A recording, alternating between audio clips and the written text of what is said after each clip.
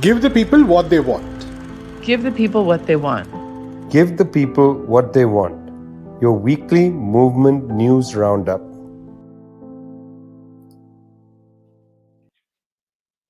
Today is July 8th, 2022. You're with Give the People What They Want, coming to you from People's Dispatch. That's Zoe and Prashant. I'm Vijay from Globetrotter. Pretty stunning news from Japan.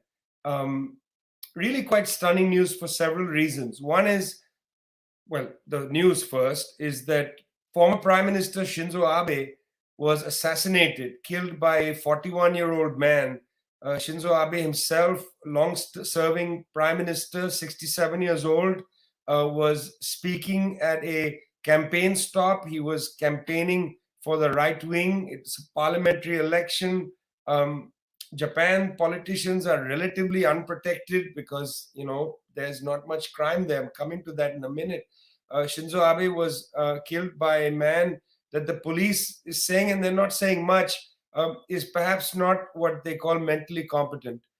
He has been making all kinds of bizarre statements. Not clear really what's happened. I don't want to speculate too much, but the news is that Shinzo Abe is dead. Why this is surprising? Twofold, and they are related. Number one, Japan has one of the world's lowest homicide rates, what is known as the intentional homicide rate, not a car accident, although I'm not sure car accidents are not always intentional, but the intentional homicide rate in Japan is 0.3 per 100,000 people. Now, why this is so interesting, why this is so important to reflect on, is the intentional homicide rate in the United States is 4.7 per 100,000. That's 0.3 compared to 4.7. Japan's gun death statistics are barely registerable. This comes right after another mass shooting in the United States in Chicago. Gunmen opened fire. Really, it's hard to say what's going on in the United States, but in Japan, homicide rate, intentional homicide rate, so very low, 0.3 per 100,000 as opposed to the United States, 4.7 per 100,000. That's one of the first surprising point is low level of violence. Now, on the other hand, people will reflect on the fact that Mr. Shinzo Abe comes from a far right-wing family. His grandfather, Prime Minister Nobusuke Kishi, was stabbed in the thigh in 1960. This family has seen political violence before. There was a reception in the Prime Minister's office when Prime Minister Kishi was stabbed. But listen, he survived the attack. And in fact, there have been many attacks on Japanese politicians, mostly politicians of the left, starting with the attacks on the Socialist Party and so on. A few communists also attacked, but largely members of the Japan Socialist Party faced a number of these kind of attacks, mostly again with knives. The death is very low in these attacks. One doesn't see, the kind of again, if you compare to the United States, where a large number of presidents have actually been assassinated. There were also attempted assassinations. The killing of John F. Kennedy, for instance, in Dallas. The attempted assassination of Ronald Reagan. He was killed, almost killed right outside the White House. United States, there's been actually fatalities, from the 19th century onward. Japan, there have been attacks, but not that many fatalities. And many of the attacks against politicians in Japan, particularly in recent years, have been of local politicians, mayors, governors, and so on. And the attackers have been largely from the mafia. In 2007, I well remember when Nagasaki's mayor, Ito, was shot and killed. He was shot and killed by a Japanese gangster. This was not a political attack, as it were, but because Mayor Ito was trying to clean up the situation in Nagasaki. It's a pretty shocking event to have a world leader.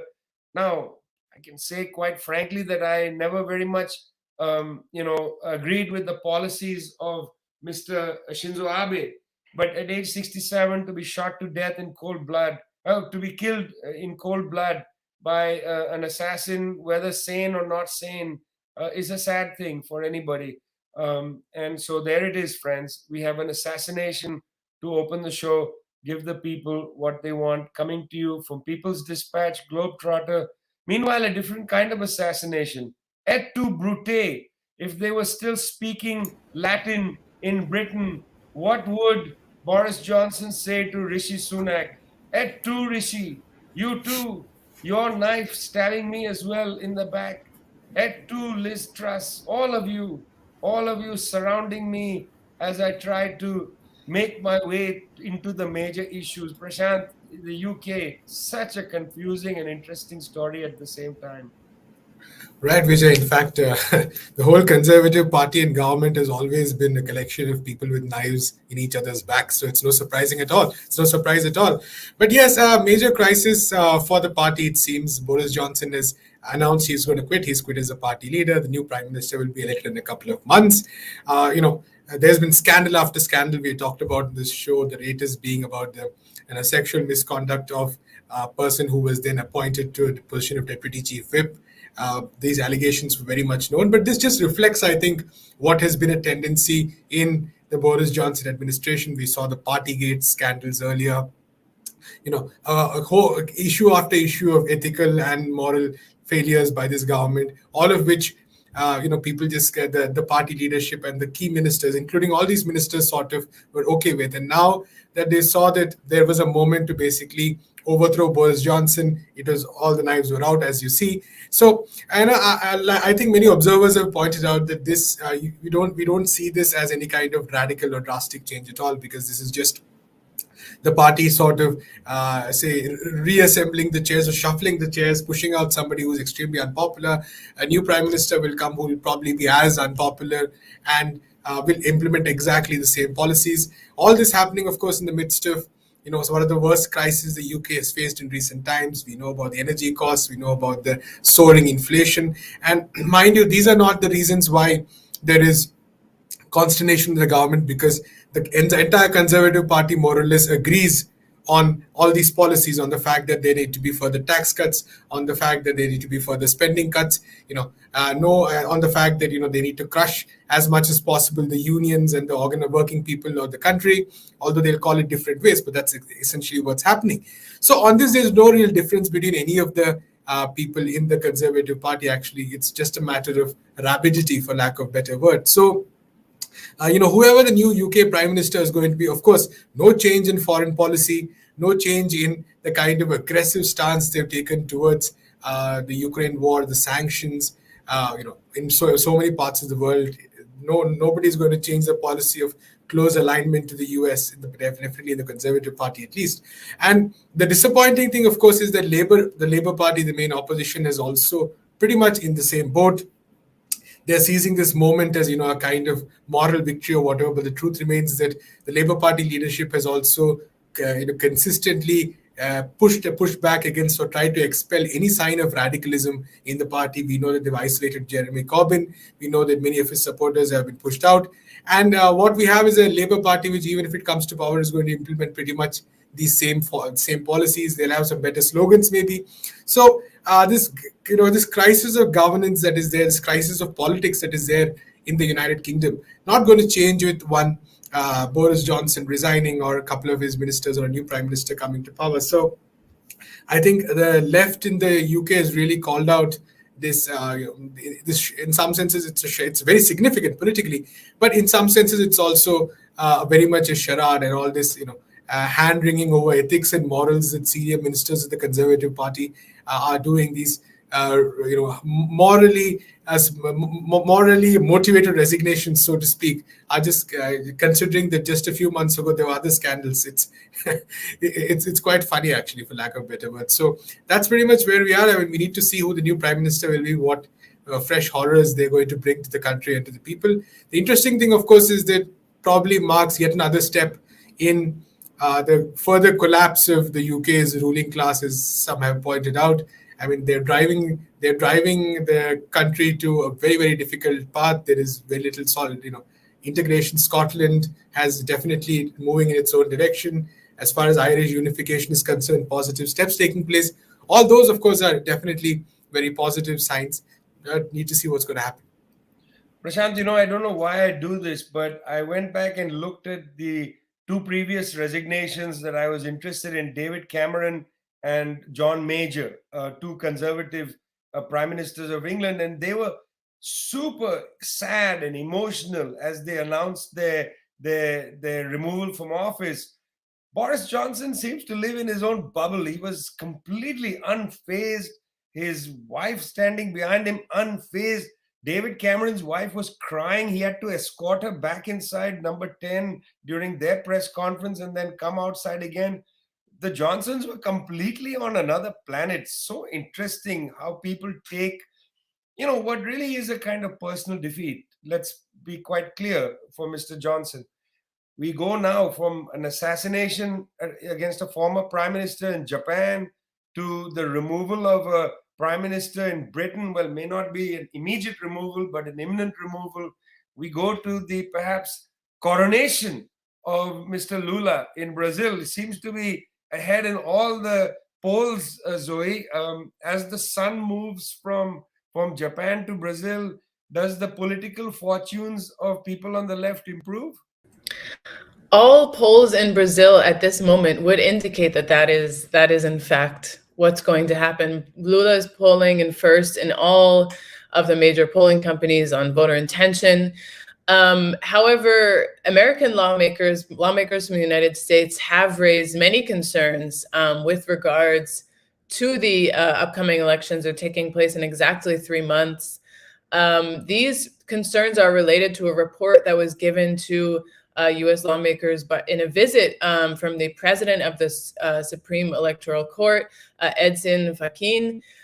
He was telling people in the United States that Brazil is looking at a situation that could look like January 6th, which, of course, for those of you who don't remember, this was when supporters of Donald Trump raided the Capitol building, alleging that electoral fraud had taken place.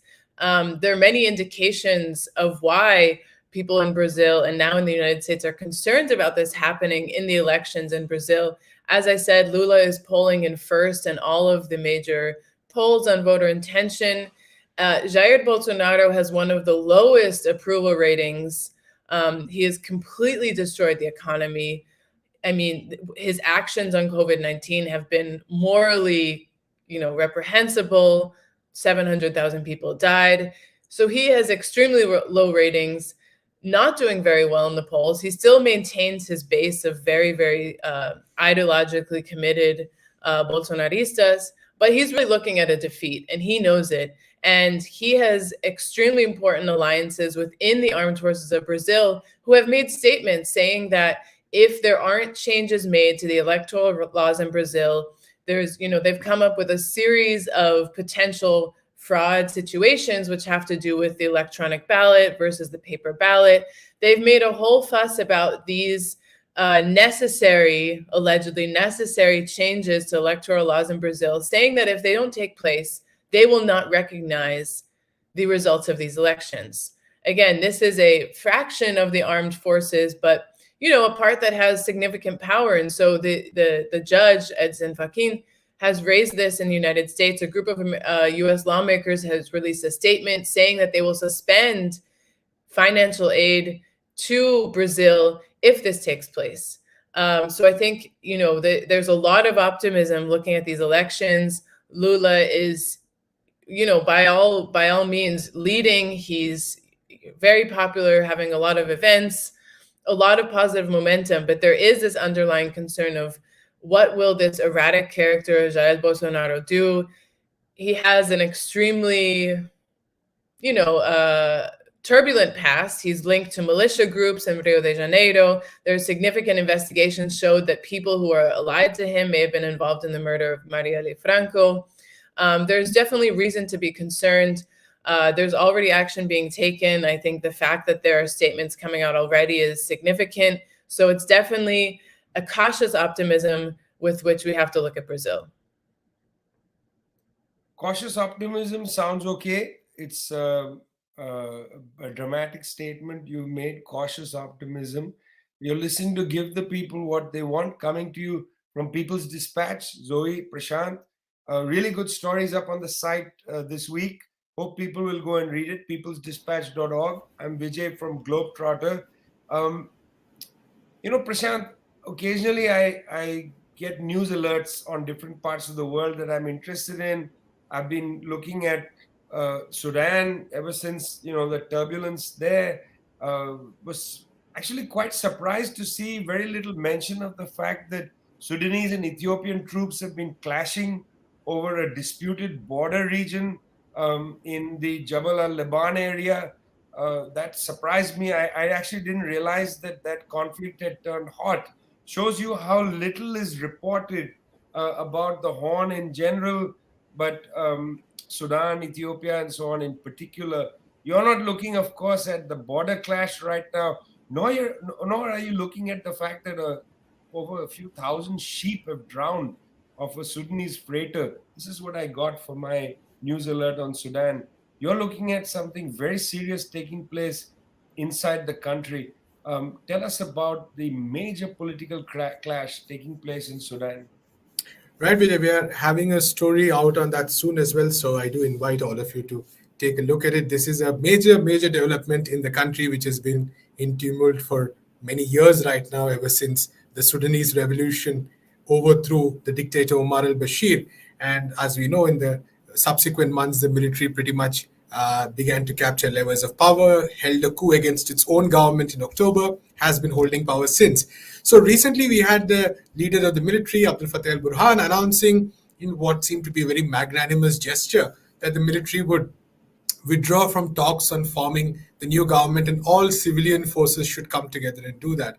Now, for those of us who follow military regimes and coups and dictators, this seems a bit of a surprise because here you have, without anyone asking for seemingly a military leader saying that, but the catch is all in the details, which is what our reporter Pawan has been finding, in the sense that while Abdel Fattah al-Burhan has said that the military will withdraw from the negotiations, what he has called for is a kind of civilian process which brings together all sections, including those sections aligned with the former dictator Omar al-Bashir, some of the most right-wing sections.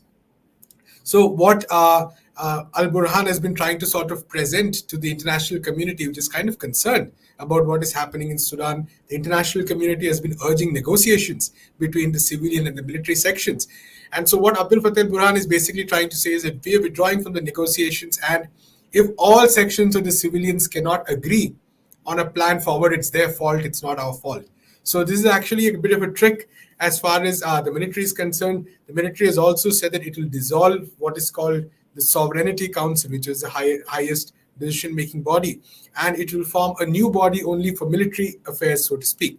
Now, again, the catch here is that this body, which is supposed to manage the military, is also going to manage key sections of the economy, is also going to manage key sections of the foreign policy, etc., etc. So, underneath this, these announcements which make it appear like the military is sort of giving up power, what Burhan and his forces are looking for is basically a consolidation of their powers while leaving all the messy parts to the civilians, and then blaming the civilians later for anything that does not work out. The important thing, of course, is that I think large sections of the civilian protest movement in Sudan have recognized this. They have refused to give in to this military trap. The left, of course, has been one of the most powerful forces in this protest for long. They have, of course, rejected it. But interestingly, even the centrist forces, what are called the Forces for Freedom and Change, who have a record of actually collaborating with the military, have also refused to give in to this tactic. They said that, we are not going to take part in we're not going to give in to this arrangement. We want a proper structured kind of change to be brought to Sudan. They're coming up with their own proposals, various sections. And also important to note that despite all of Burhan's pronouncements about the military withdrawing, the repression on protesters is continued. There have been attacks on various protest sites in the Khartoum state, which have continued after this announcement. So it's not that suddenly the army has turned good in any sense. Recently, just about a week or so ago, we saw one of the most violent incidents of repression in the country in recent times. 9 people died, over 600 people being injured. And it was after this that Burhan made that announcement. And even after that, the repression has continued. Important thing to note, of course, is that the protests also continuing. So Now it's very significant to see whether the centrist sections are going to stick to their word. Will they continue to refuse the military's option, or will they give in as they've done before? The left's position, on the other hand, is very clear.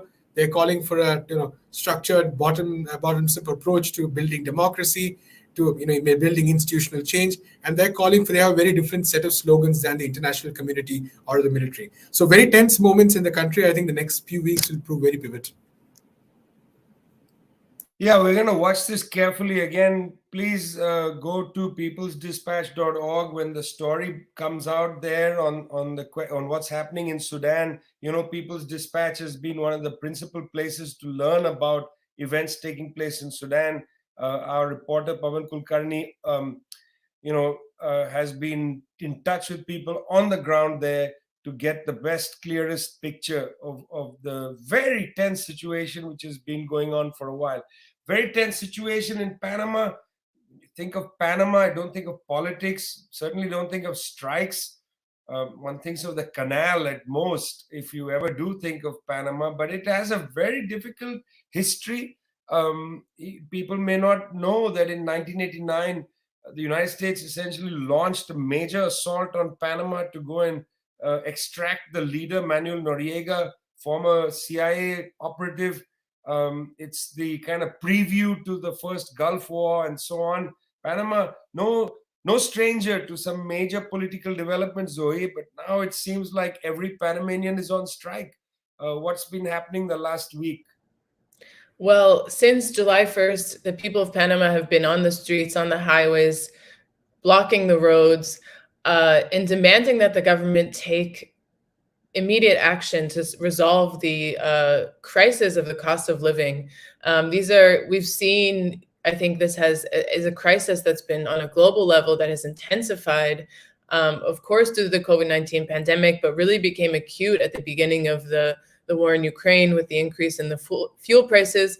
We've covered it a lot happening in Europe. There has been, of course, significant impact, but this affects the world. And in Panama, people have seen a serious deterioration in their standards of living, their ability to access basic food items, basic day-to-day necessities, medicine, amongst the other things. And it's interesting, as you say, Panama, a lot of people think about the canal. They think of it as a very reliable tax haven. It's always been a cornerstone of and a reliable ally of international capital. There's no taxes on offshore companies that don't have operations within Panama.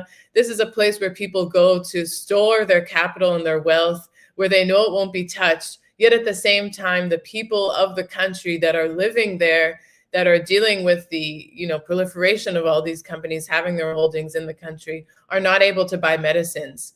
And so there is an Alliance for Life that was launched in May due to this acute crisis that the country is suffering under. A lot of different organizations, the Construction Workers Union is one of the most combative organizations in Panama, extremely active, has been a key player in pushing for social mobilization, for social change in the past couple of years.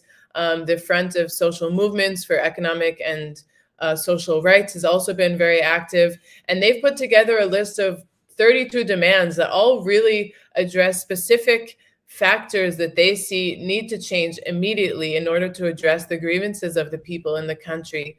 As I mentioned, access to medicines. Not only are medicines extremely expensive, but they're also having a supply crisis, a variety of different things, freezing the costs of fuel, for example, many other different things. The government has summarily said that none of these demands can really be taken seriously.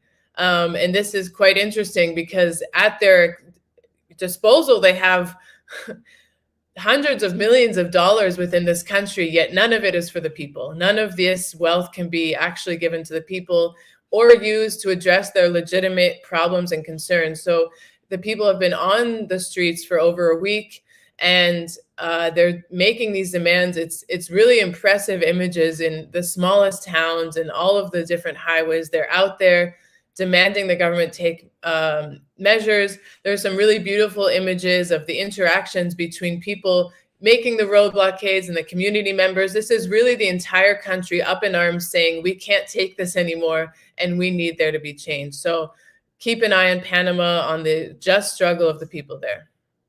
It's a really important struggle because it's a country sandwiched between other important countries, including Colombia. A couple of updates from Latin America before we close up the show. The first, the people of Chile will now have the opportunity to put their fingers on a new constitution. The constitution draft is out there. It will be, looked at by people, widely debated, and so on. It's a pretty interesting, pretty radical constitution. Also, common sense constitution. In fact, I don't know why I said the word radical. It's a pretty common sense constitution. Colombia, coming back to the top of South America, has had a pretty common sense constitution for the last 30 odd years, which has never really been properly implemented. We're seeing now in dribs and drabs the incoming president of Colombia, Gustavo Petro, has been announcing his cabinet. It'll be interesting to see what kind of common sense constitution they will be able to interpret, how they'll be able to take the old constitution. Finance minister, interesting choice, Jose Antonio Ocampo.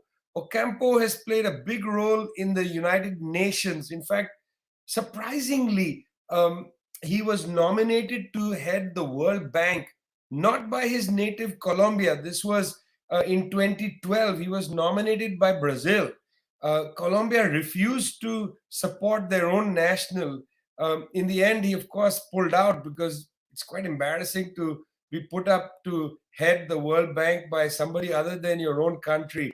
Mr. Ocampo is not a radical. He taught for many years at Columbia University. Columbia. Sure, he had fun with that in his life.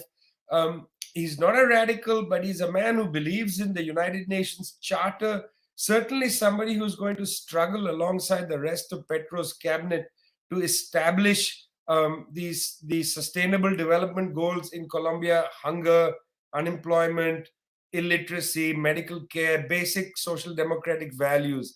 That's basically where Mr. Petro has gone for his finance minister. When it comes to the peace envoy, he picked somebody very interesting, Alvaro Leia, a man who is very close to the FARC rebels, the Marxist rebels in Colombia, a man who comes from a, by Colombian standards, an aristocratic family. So he comes from the elite, close to the left, especially the sections that have refused to come under the peace accord. Let's see what happens there. It'll be quite interesting to see that, because in Colombia you can't actually advance a human agenda unless you deal with the fact of the civil war, the violence. So anyway, he is there, the most interesting person to be announced in the cabinet. And I was in Havana, Cuba, when the news came that Patricia Ariza is the new culture minister. She was in Havana, in fact,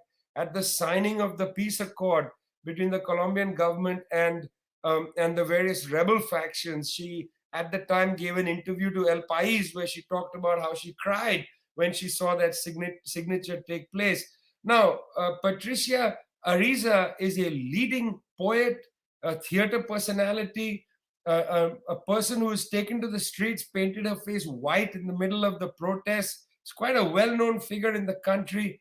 It's interesting. When we look at the cabinet of Mr. Petro, it's balanced out between Mr. Ocampo, establishment figure, center-left type figure, maybe even center-right, if you're honest, and Patricia Ariza, face painted white, red lipstick, out on the street, demonstrating with the people in this cycle of protests that has been taking place. Now, shift attention to Havana, Cuba. You see, it's interesting to look at the question of Cuba in this context, because there was a great sense of anticipation with the new period opening up from Havana, looking out to developments in Colombia, developments in Chile. These are not radical governments as such, but governments of the center left. Looking at the government in Mexico, very much a center-left government making interesting moves, comments about Julian Assange and so on. We are in a different phase, people. This is give the people what they want. Yes, fine, giving you what you want. You want the truth? Well, the truth is the world isn't perfect. We started our show with an assassination, an ugly killing of a former Japanese Prime Minister Shinzo Abe. I'd like to end by saying go and check out People's Dispatch, where there's an interview with Shata Ode, a Palestinian health activist. It's important to go there because remember, we started our show with an assassination. Still, there's an assassination on the table in Israel, the assassination of a journalist. United States has admitted it was a US bullet that fired into her and killed her. This is Shireen Abu Akleh. But they deny who did the killing. They still say it's too confusing. They know where the bullet came from, but they think that the shooter may not have acted maliciously. Very strange world we live in. Give the people what they want. Zoe and Prashant from People's Dispatch. I'm Vijay from Globetrotter. See you next week.